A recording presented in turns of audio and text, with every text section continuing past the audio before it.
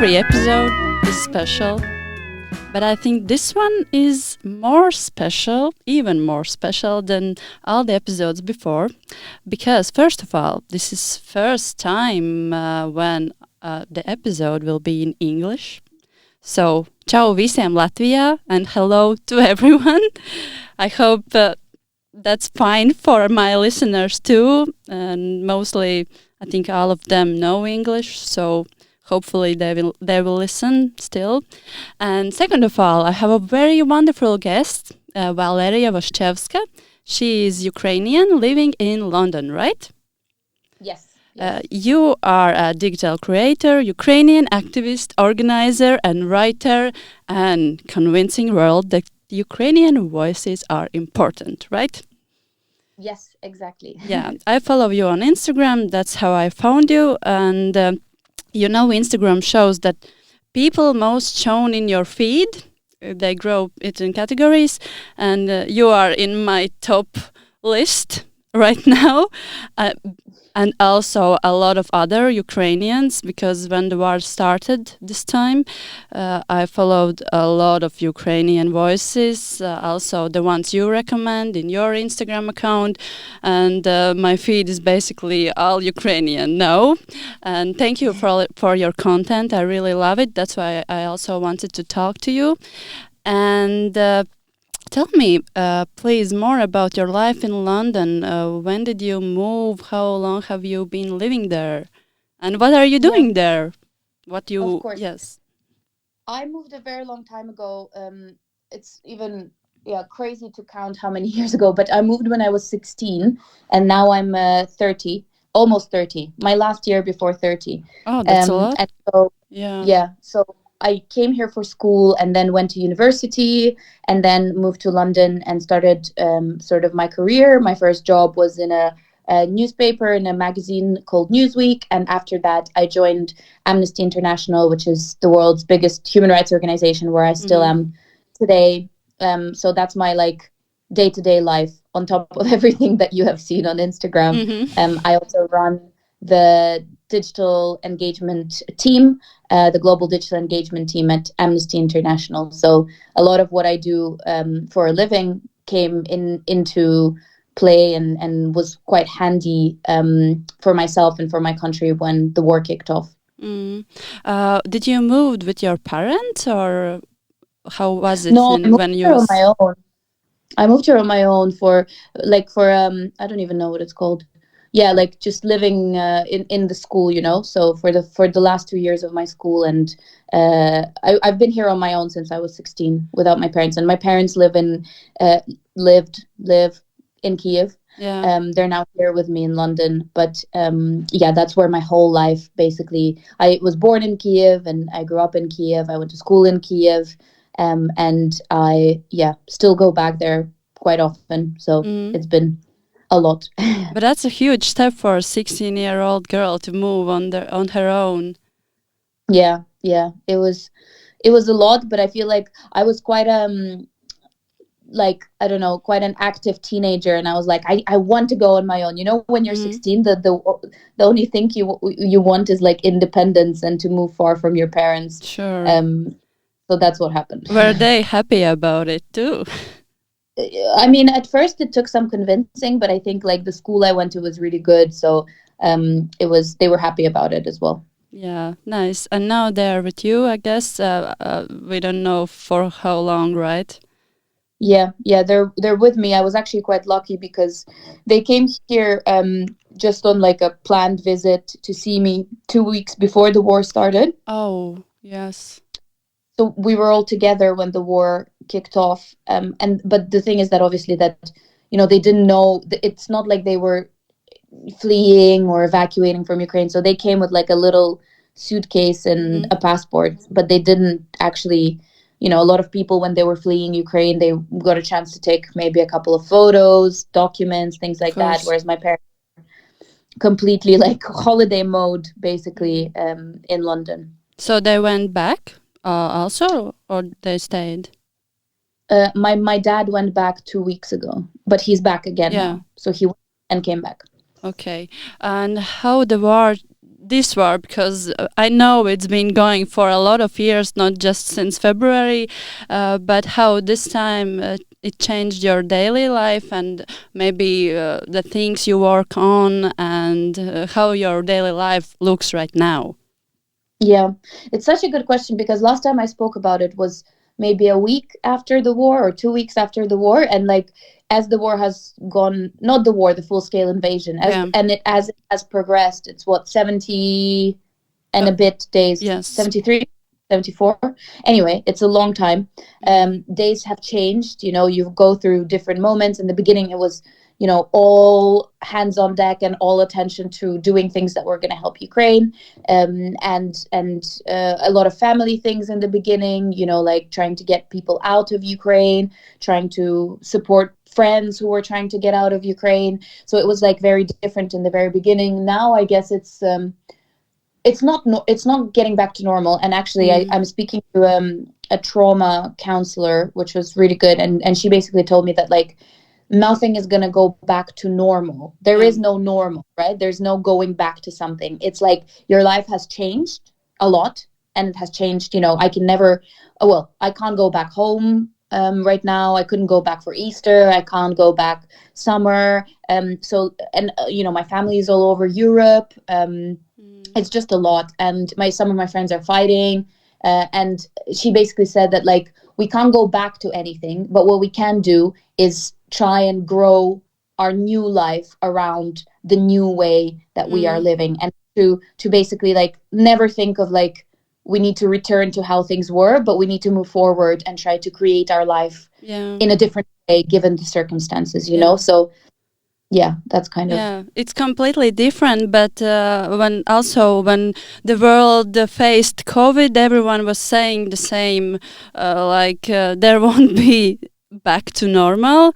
So we just have to adapt to this new reality we're living in, and the war it's not COVID, it's much worse, but still I just agree with you that you have to create some kind of new normal and live in it in the way we can.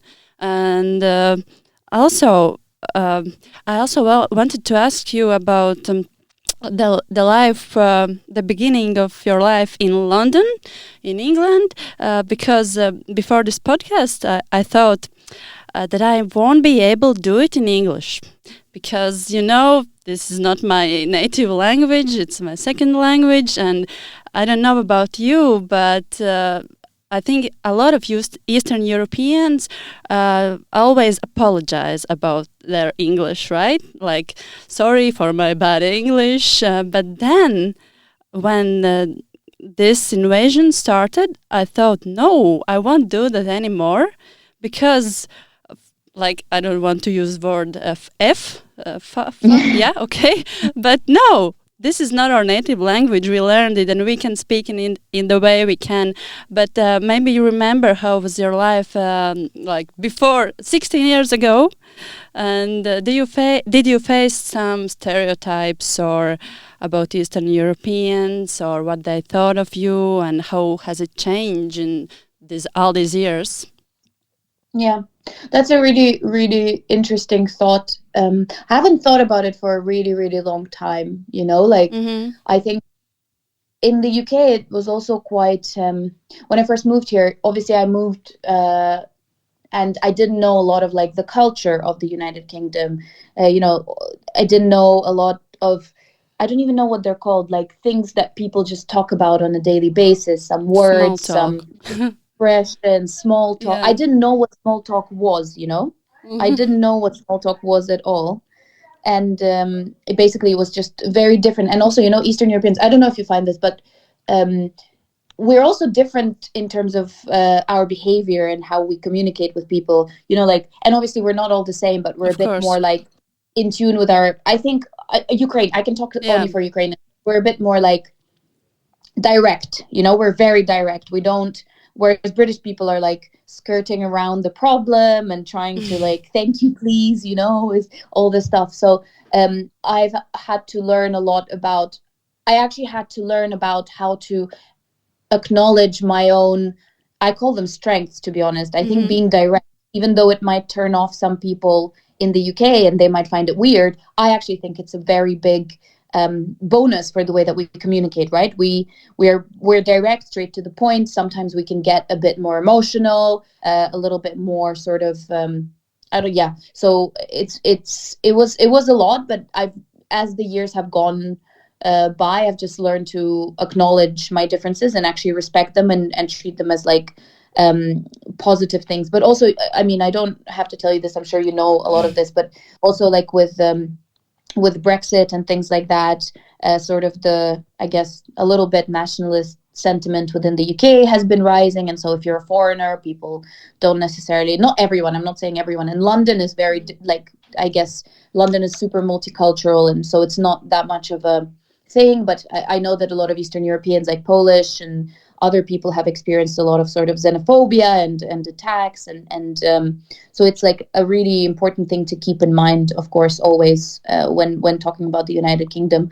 But yeah, in the very beginning, when I was 16, I think it was just all so new, and I was living on my own, and it was just a lot. So it was I think in terms of English, I already spoke quite good English back then, so English wasn't the issue, but I think it was more like sort of cultural differences, lack of knowledge of certain things. But that's not necessarily, like, looking back at it now, I don't think that was ever an issue, Yeah, I think that's what Ukrainians are teaching to all of us also right now, to be proud of differences, not to hide them or be ashamed of them, because we Latvians, we are not so straight.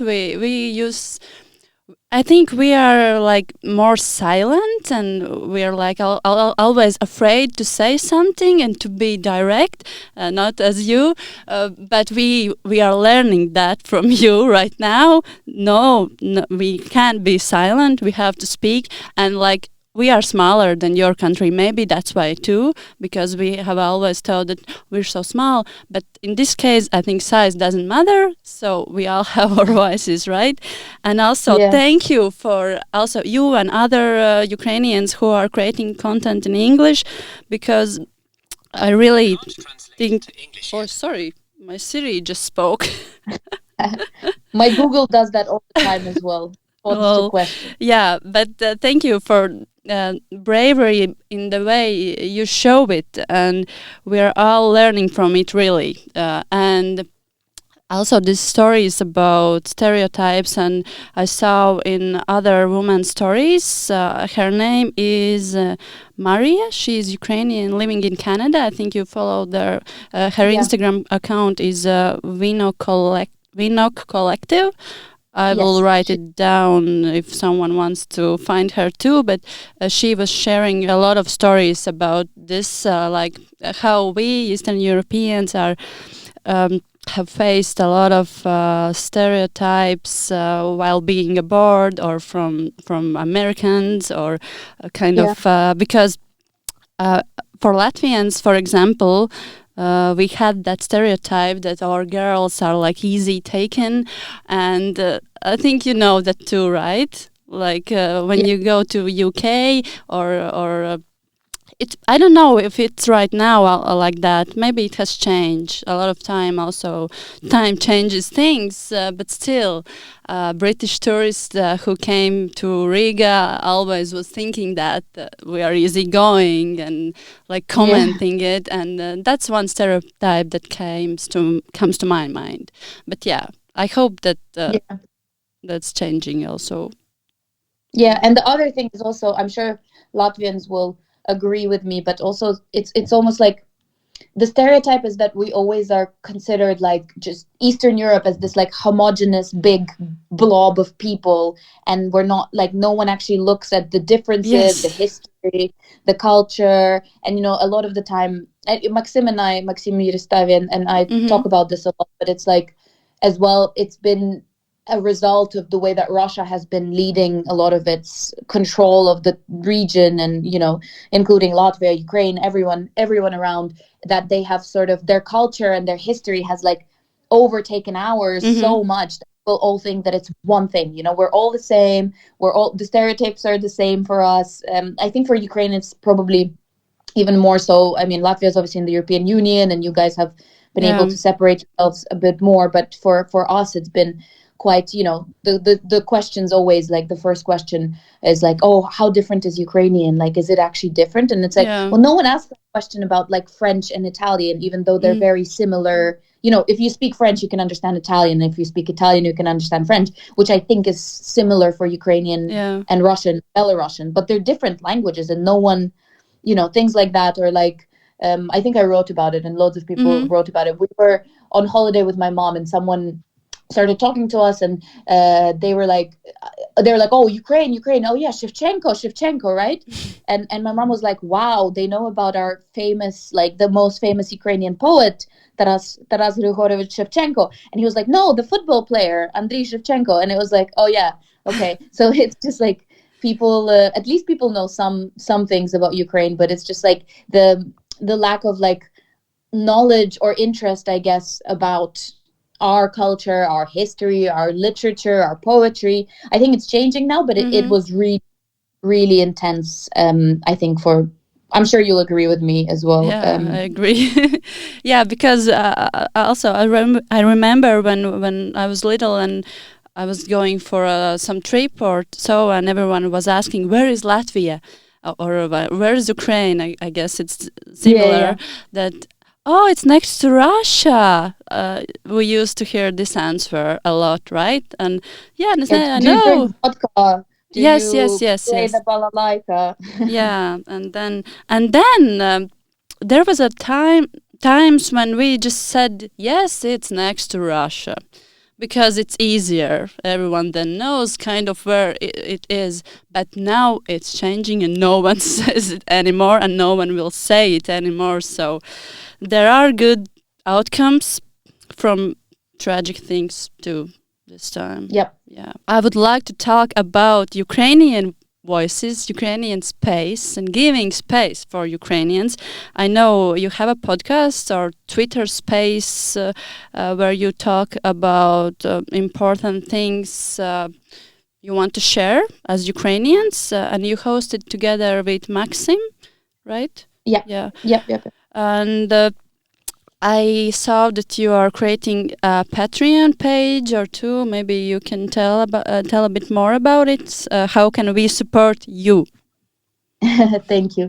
Yeah, I think we obviously started, as you were asking me in the beginning, like, how has your life changed? A lot of us are doing a lot of things on top of what we're already doing in our day-to-day lives. So everything you see on my Instagram, the Ukrainian spaces that Maxim and I do, it's all sort of 100% volunteer, 100% unpaid, unfunded, and on top of everything else. So Maxim and I decided that we really would like to be able to hire some extra help for ourselves, whether that is for social media or for, producing the podcast, the Twitter spaces.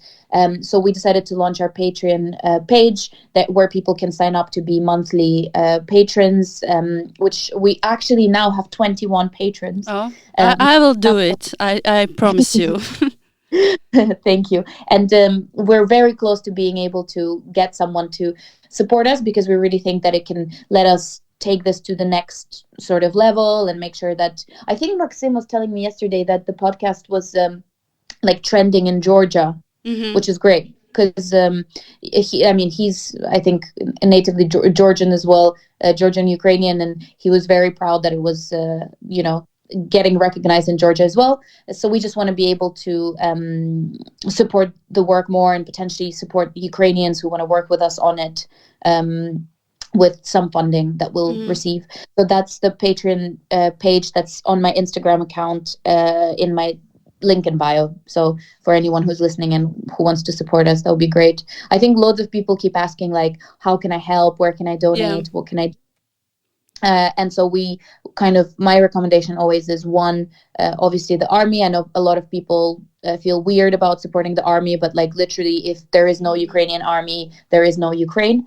And second is obviously humanitarian aid for people in Ukraine, outside of Ukraine. And third is, I actually think a lot of the people who are doing communication work, a lot of people who are doing essentially content, loads of people have launched Patreon pages. Find whoever you like and try and support them as much as you can, because as I said, it's like volunteer 100% on top of everything else. Yeah, I highly recommend to listen to your podcast, to all my podcast listeners, because it's really educating. And also there was the topic about how to help and why to donate to army, and that's not weird and it's really necessary. I really loved that episode. I think that was with one foreign economy minister or something. Yeah, former minister, Timothy Milovanov, Yeah, so you have also great guests there with important voices. And that's the easy way how to educate yourself about Ukraine and history, culture, and how to help them. And about social media, I have like almost 15,000 followers, yes, and that's a lot or no, I don't know, but still I know a lot of people who have even more followers and even maybe less followers, but they are quite like they don't know what to do right now with the platform. To share some photos of war, to share some info, what is helpful, what is needed. Maybe you can tell me how you see it, how influencers use their platforms right now, and do you think it's necessary to share some content, and what kind of would be helpful for you guys also? Yeah. Well, you know that also in relation to the podcast that we do and things like that, I think right now it's really important to just highlight Ukrainian voices, as I keep saying all the time. And just, Ukrainians are already doing so much, as you said, like content in English, content. The only thing that we're not sort of able to cover as well as content in other languages. So, I've had loads of people reach out to me and ask if they can translate our content into different languages and, really sure that other audiences who don't speak English may reach the information that we're sharing. So that's, I guess, one thing. I was also thinking, we've done a couple of us have done a couple of different partnerships with influencers. So, like common posts that you can now do on Instagram where it shares both your followers and other followers on anything, any topics. And as I'm sure you know, a lot of Ukrainians now live in your country, in Poland, in Hungary, in loads of different places. And so if there are there are loads of resources, I'm sure, that help Ukrainians start their life or find support, or even, especially for women, because I'm also part of Women's March Ukraine, and we've been doing quite a lot of work on sort of educating our Ukrainian audiences about trafficking and what not to do and what to be aware of as a woman when you're trying to escape, and how to avoid getting into tricky situations. So anything like that that's helpful, that is also local, I think is quite important, because you guys have the knowledge, the local knowledge of where people can find help, what people need to think about. And I think that's quite important and supportive. And then the other thing, I guess, always around fundraising things that I just mentioned, that's always a good idea to continue talking about it. But, the other thing that I was thinking about, and I guess this is for people in Europe, people outside of Europe, is that actually it's so important right now to show that it's not just, Russia versus Ukraine, but that, Russian imperial culture has had a consequence for all of us, Georgians, Armenians, Latvians, Lithuanians, all of us have our own histories with Russia and its aggression, right? Like, I'm sure this will come as no surprise, but the more we talk about our own stories and show the world that it's not just, it's not just Ukraine that has this massive issue, but it's actually the way that the Russian Empire and post-Empire and Soviet Union, the way that it has been leading its politics and policy and expansionism and taking advantage of people all over. And it's not just actually in Europe, it's outside of Europe, it's everywhere. The more we can show that it's like a systemic problem, the systemic problem that no one has paid attention to for a very long time. And, the more it will be helpful for us. So I guess especially, I know this for a fact, but Latvians have been way more vocal. A lot of Latvians and Lithuanians and Estonians have been really vocal about this for a very long time, you know. And I think Ukrainians were even less sometimes vocal than you guys about it. So it's just, I think it's so important to show like the aspect that it's a global problem, and that we actually, there's global solidarity between us, right? That we all understand each other and we work together, and, you know, we want to be able to change the way that things are for everyone who's suffering in this situation, you know, not yes, Ukraine right now, but in general, everyone else as well. But all those stories from past, like, especially right now, it makes me so sick to think about all of this, like, why it's happening again. It's like mind-blowing, but you for sure, you know this feeling, right? Like, but now another generation is experiencing that and knowing why it's important to share your culture also, and to be proud of it, and something again I wanted to ask about social media, about fact checking, because I talked to people who are my followers about how they feel about that influencers are sharing Ukrainian stories right now. Do they accept it, or they feel like they unfollow them, or how's the situation?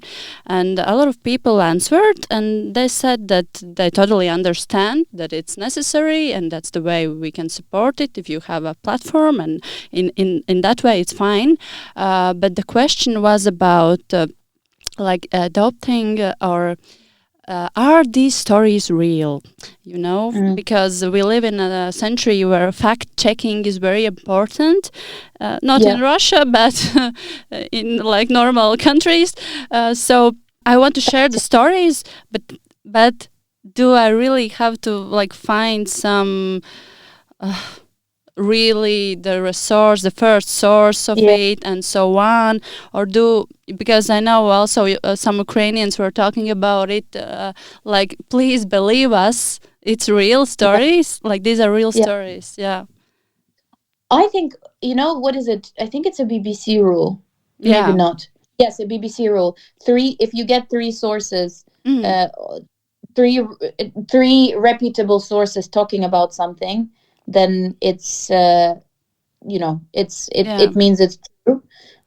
Like if you get like, you know, Reuters and I don't know, some like big news wires talking about it, then it's probably correct. I think it's also, so it's like seeing whether these stories are getting pick up in important verified sources, like in important verified platforms. And I think you can check, obviously Kyiv Independent has been doing great fact checking and work and like super reliable information.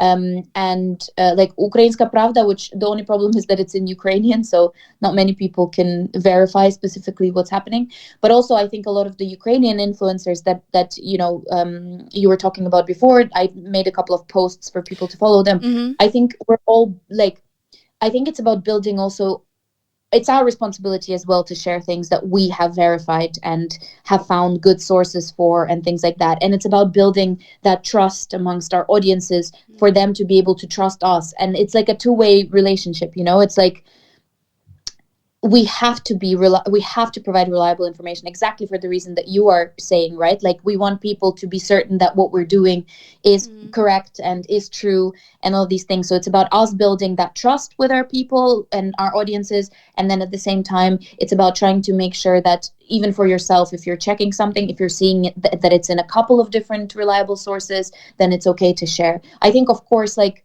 it's very, especially in times like this when it's so emotionally charged and everyone just wants to share, you know, really emotional stories and things like that. I think we do have to sometimes slow ourselves down and really understand, where is this coming from? What is this? Who has shared it? Where have they shared it? And so on and so forth. So I think it's just about being, even the fact that we're talking about it is important because it will make people just think about it a little bit more. But I would say that from what I've seen, like including like Vinok Collective and myself and a couple of others, like I think Mariam Nayem and Veronica Morozova, we all try to sources for where we get things from. And I think that's also important. It helps you, right, decide whether something's yeah, of course.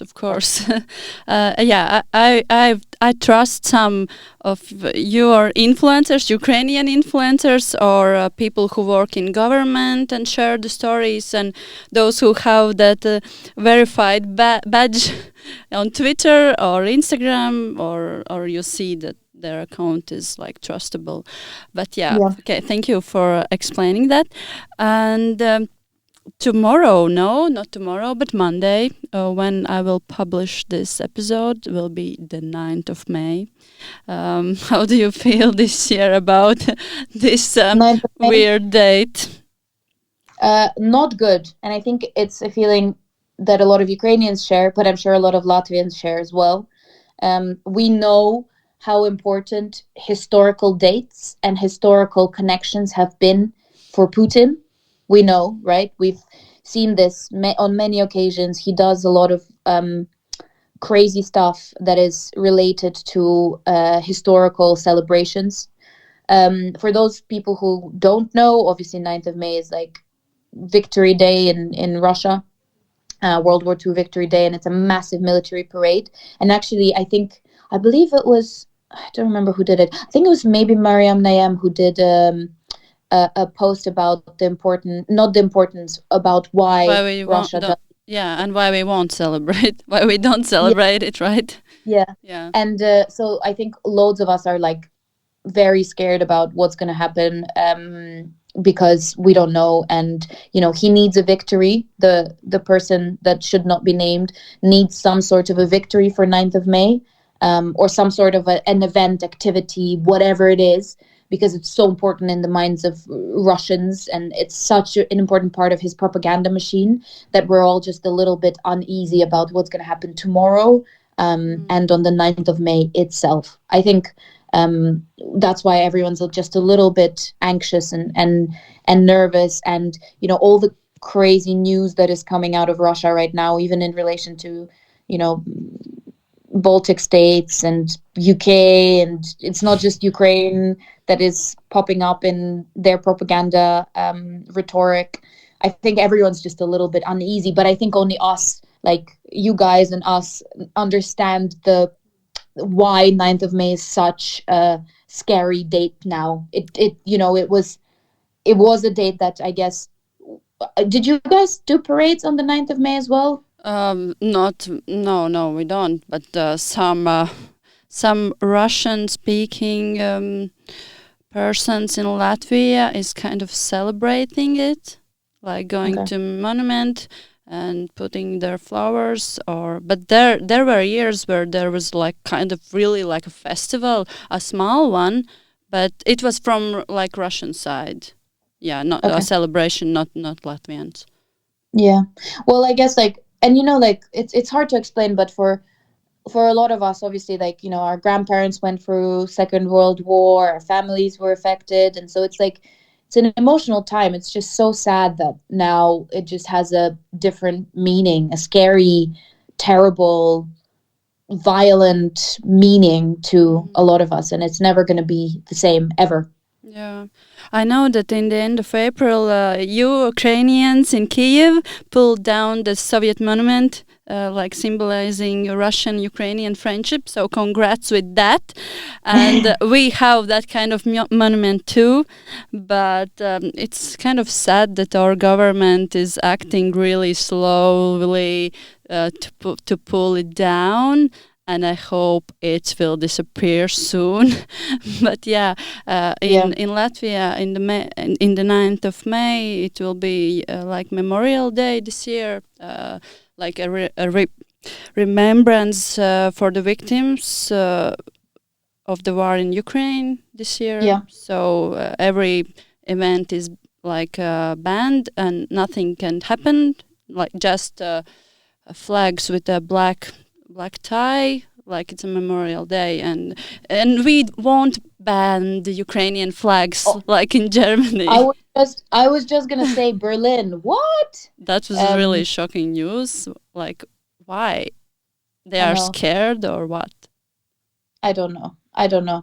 Yeah. I have mixed feelings about some of the things that Germany has been doing over the past. Yes, and now it's like also with Hungary and Germany and France was like also kind of acting weird, and now it like attitude to these cultures is changing so much. Like they were having these myths about French culture and it's great still, I think so, but like you see it otherwise now. Yeah.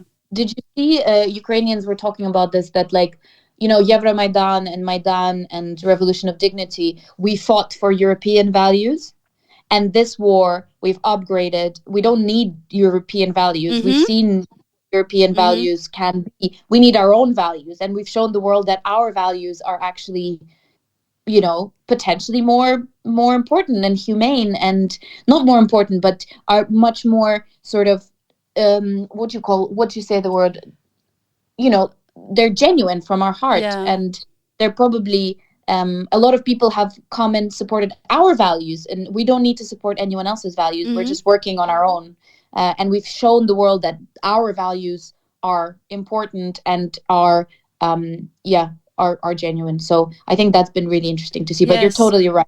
I feel like everyone has stopped thinking about like Europe and stuff as like the pinnacle of, you know, democracy and freedom, and actually the world is seeing that there's another way of doing it. Not just Ukraine, I don't mean just Ukraine, but a lot of places around the world. Yeah, also it's funny that a lot of Latvians before, like when we entered the European Union and so, and we wanted to be like a Western culture, to be in all this, and even we didn't call ourselves anymore Eastern Europeans. Like we wanted to be Western or North Europeans, but now again it's changing, and we are proud of it. Like of course I can't speak for all Latvians, but the social bubble in which I am, we are changing it, and we are really proud to be Eastern Europeans together with you guys. So it's good, like to feel this proud about who we are. And also this week, next week is Eurovision. Will you watch it? 100%. And you know what? Someone was saying that, you know, those of us who were maybe like less, not nationalist, like, less nationalist before the war, now are like, Ukraine. And so I think I'm going to organize a little watch party with my friends in London. You should do that. Because I wonder, like, it's going to be interesting. I don't want to say anything because I was talking to a colleague of mine yesterday, and I think Ukraine, in terms of qualifiers for the World Cup, I'm terrible at football. So that's just a big caveat. But I think that they had to postpone qualifiers for the World Cup because Ukrainian team couldn't compete. So now Ukraine is back, and they're like, I think, playing Scotland and Wales, or I don't know. But he was like, who's gonna now beat Ukraine? Like, who's gonna want to win over Ukraine? You know, but everything needs to be truthful and honest. So I'm sure it will be, and Ukrainians can handle that.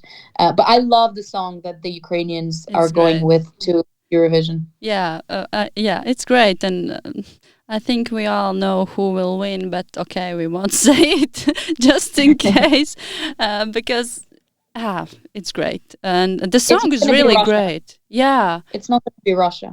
For once. And we would like to have Eurovision in Ukraine also, like in Kiev or somewhere, to celebrate your country and culture. So let's hope for that. And by the way, I was listening a playlist, Ukrainian Top 100 in Spotify. That's such a great playlist. Also, I recommend it to listen. There are a lot of great songs, like also created in these times about war and so on. But in rap music or folk music, really, really great playlist. I don't know if you know it, but I recommend it to Latvians at least. Yeah. Yeah, to fall in love with Ukrainian music. It's really great. I think that I asked you those questions I had, but maybe you have you want to share something more, and I give you space. I can. I was on the topic of music. I was just going to tell you. I actually learned this recently because I was actually planning my wedding in Ukraine this August. Oh. I was going to have like a big wedding in Ukraine, in Kyiv, but obviously we can't necessarily do that now. But we essentially were looking for we were just researching. I was researching music and looking at different musicians, and I came across this basically this documentary. It's on Takflix. I think they do also in English with English subtitles, and it's called Vusati Funk, and its translation is like mustache funk music, and it's about the funk music in the Soviet Union that came from Ukraine, and it was basically the protest music of Ukrainians back then, because it was the only way that Ukrainians could express their culture. Not the only way, one of the ways that Ukrainians could express culture. They could sing in Ukrainian, they could wear traditional Ukrainian clothes.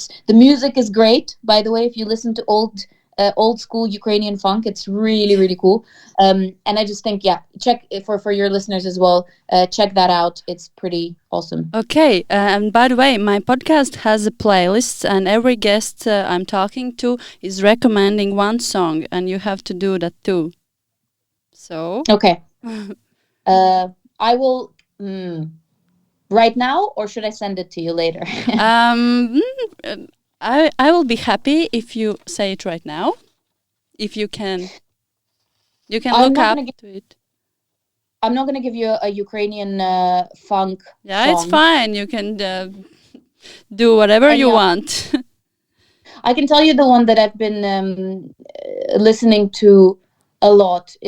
There's this really good Ukrainian band, I think, from Western Europe. It's called Один в Каное. And it's like kind of folk mix with Ukrainian stuff. And the song is called Nebo, and it's really nice. I've been listening to it a lot. It's like, I believe there are like 2 or 3 people in the band, and it's just really, really nice. And it's like proper Ukrainian. So I recommend that to people. Okay, thank you very much. I'm adding the song to playlist, and I will listen it after this talk. And thank you for your time. I don't know what to wish for you, what to say, let's wait when the war will be over and so on. Of course, we are all waiting for that, but just be strong and be proud and do all the things you are already doing. And me, my friends, my family, we will definitely visit Ukraine as soon as we can, and we will celebrate your country and together with you. So, I don't know. Thank you. How is goodbye in Ukrainian? До побачення. And that means see you later. See you later. Yes. До побачення. Yes, perfect. Okay. Thank you. Goodbye. Thank you for having me. Yeah. Bye.